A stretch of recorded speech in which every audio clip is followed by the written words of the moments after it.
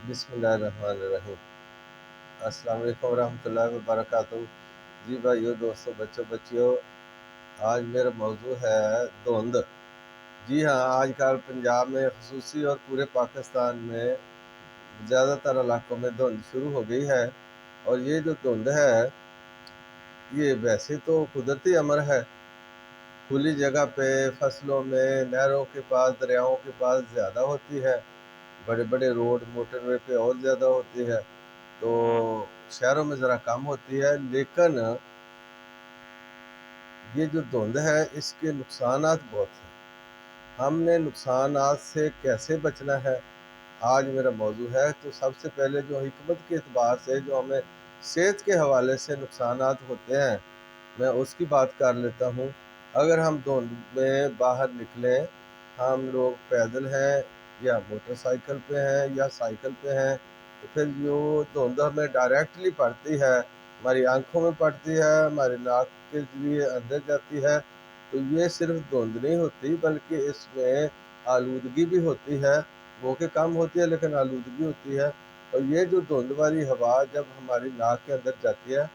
تو ہماری ناک کی جھلی کو یہ سویل کر سکتی ہے، اس میں سوزش کر سکتی ہے۔ تو اس سوزش کی وجہ سے ہمیں چھینکیں آنا، نزلہ، زکام، اور پھر آنکھوں میں جلن ہونا، اگر آنکھوں میں پڑتے تو آنکھوں میں جلن ہو سکتی ہے۔ اور یہ جو ناک کے ذریعے اندر جاتی ہے، یہ ہمارے ناک میں بھی سوزش پیدا کر دے گی، اور گلے میں سوزش پیدا کر دے گی۔ ہمیں ٹونسلائٹس ہو سکتا ہے، گلے میں خراش، سوزش کی وجہ سے بعد میں بخار ہو سکتا ہے۔ اور اس کے ذریعے اگر وہی دھند زیادہ دیر تک ناک کے ذریعے ہمارے پھیپھڑوں میں جائے گی تو ہمارے پھیپھڑوں میں بھی انفیکشن ہو سکتی ہے، سوزش ہو سکتی ہے۔ پھیپھڑوں کی جو باریک نالیاں ہیں اور وہاں پر بہت شدید سوزش ہو کر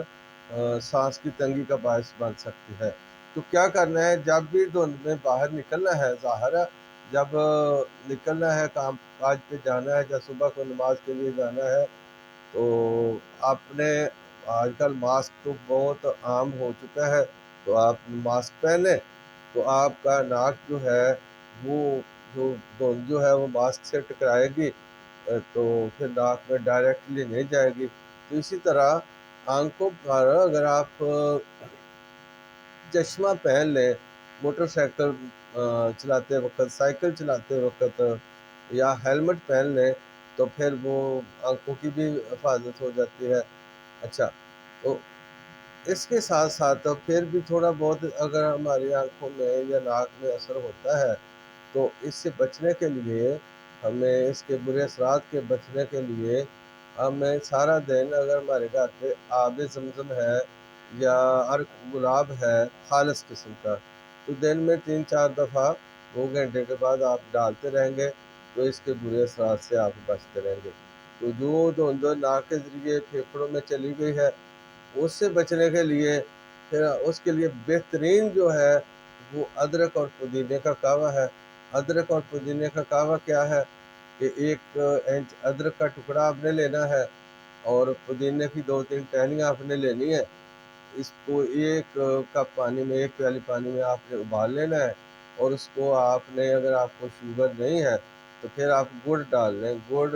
چینی بالکل نہیں ڈالنی، گڑ سے میٹھا کر کے آپ اس کو صبح بھی گھر سے نکلتے وقت پی لیں، اور رات کو بالکل بیڈ ٹائم اینڈ پہ سونے سے قبل آپ پی لیں گے، تو وہ جو تھوڑی بہت آلودگی دھند کے ذریعے پھیپھڑوں میں چلی گئی ہے وہ بھی، گلا بھی صاف ہو جائے گا اور وہ بھی بالکل کلیئر ہو جائے گی۔ تو اچھا، یہ تو ہو گیا ہمارے جسم کا بچاؤ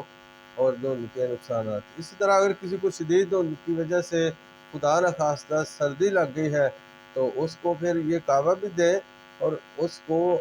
1 ڈوز جو ہے، 1 ڈوز کا مطلب 1 رتی کشتہ 12 سنگا، کشتہ 12 سنگا جو ہے وہ دودھ پتی کے ساتھ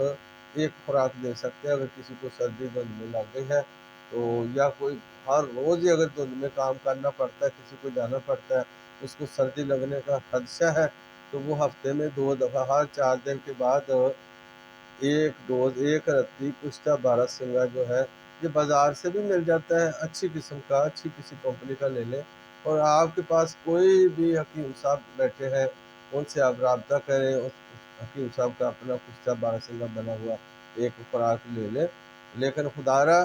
حکیم صاحب سے جا کر یہ نہیں مفت میں کشتہ بارہ سنگا نہیں مانگنا بھائی، یہ بہت مہنگی چیز ہے، اس میں محنت بھی بہت زیادہ ہوتی ہے، تو اس کی آپ کے حکیم صاحب دوست بھی ہیں، تو پھر بھی آپ ان سے فری میں نہ لیجیے گا، یہ مہنگی چیز ہے، محنت بھی زیادہ ہوتی ہے، تاکہ اگر آپ اس کو معاوضہ دیں گے تو پھر نیکسٹ ٹائم بھی آپ کو ملتا رہے گا، یہ میری اچھا دھند میں باہر نکلتے ہیں تو اب میں ایک جنرل ایز اے پاکستانی آپ سے بات کرنا چاہتا ہوں کہ اگر ہم لوگ دھند میں باہر جاتے ہیں، ہمارے پاس موٹر سائیکل ہے یا گاڑی ہے، تو اگر ہماری گاڑی میں فوگ لائٹس لگی ہوئی ہیں پھر تو ویل اینڈ گڈ، پھر تو بہت اچھی بات ہے۔ اگر ہماری گاڑی میں ہمارے پاس ایسی چھوٹی گاڑیاں ہیں یا کچھ ایسی گاڑیاں جن میں فوگ لائٹ نہیں لگی ہوتی تو آپ فوگ لائٹ لگوا لیں۔ اگر آپ فوگ لائٹ کا خرچہ نہیں کروانا چاہتے تو میری طرح پھر سادہ سستا کام کر لیں، تو وہ بازار سے ایک یلو کلر کا پیلا کلر کا ایک پیپر ملتا ہے، وہ کرسٹل پیپر اسٹیکر ٹائپ، تو وہ آپ گاڑی کی ہیڈ لائٹس پہ موٹر سائیکل کا بھی ملتا ہے، تو آپ وہاں پر وہ چسپاں کر دیں، پیلا سا کرسٹل جو پیپر ملتا ہے، تو اس میں لائٹ میں کوئی کمی نہیں ہوتی۔ یہ ہے کہ لائٹ جو ہے اگر آپ کی ایل ای ڈی لائٹ ہے یا دوسری لائٹ ہے تو وہ پیلی یلو کلر کی لائٹ نکلتی ہے، تو یہ پیلا اور یلو کلر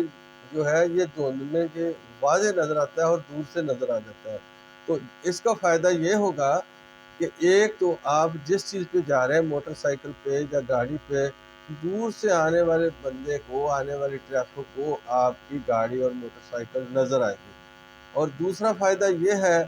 کہ اگر سارے ہی لوگ کر لیں گے تو میرا فائدہ دوسروں کو ہوگا، دوسروں کا فائدہ مجھے ہوگا۔ تو یہ بھائی کیوں، اور ایک اور ساتھ ہی میں ریکویسٹ کرتا ہوں being a Pakistani, being a Muslim, کہ بھائیو خدا کا واسطہ یہ جو لوگ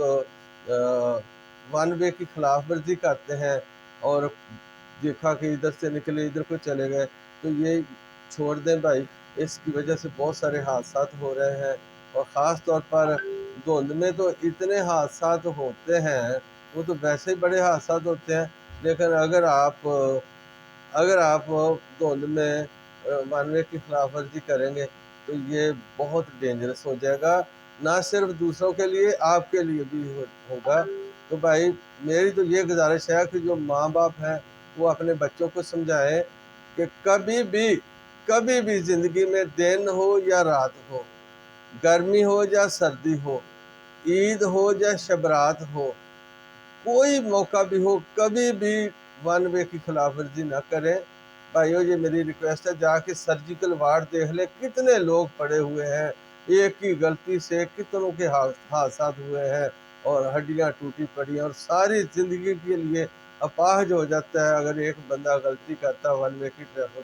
خلاف ورزی کرتا اس کی وجہ سے، وہ خود بھی بڑے مرتے ہیں، میں نے دیکھے مرتے ہیں، ساری زندگی چارپائی پہ گزارتے ہیں۔ تو میرے بھائیوں اگر آپ بڑے ہیں، ماں باپ ہیں، میرے جیسے بڑے ہیں، سیانے ہیں، تو اپنے چھوٹوں کو، اپنے بچوں کو، اپنے بھائیوں کو سمجھائیں، گھر سے نکلتے وقت جو موٹر سائیکل چلا رہا ہے، سائیکل چلا رہا ہے، جو چیز بھی ٹریفک، رکشہ چلا رہا ہے، گاڑی چلا رہا ہے، اس کو یہ سمجھا دیں کہ بھائی آپ نے صحیح یو ٹرن لے کے آنا ہے، سیدھے راستے پہ جانا ہے، اس طریقے سے ٹائم بچتا بھی ہے، لوگوں کا بھی ٹائم بچتا ہے، آپ کا بھی بچتا ہے، آپ کی بھی زندگی بچتی ہے، لوگوں کی بھی بچتی ہے۔ تو بھائی پیٹرول کا کوئی اضافی خرچ نہیں ہوتا ہے، اگر ہمارے اندر اتنا ہی ہمارا دل چھوٹا ہے کہ ہم 10 قدم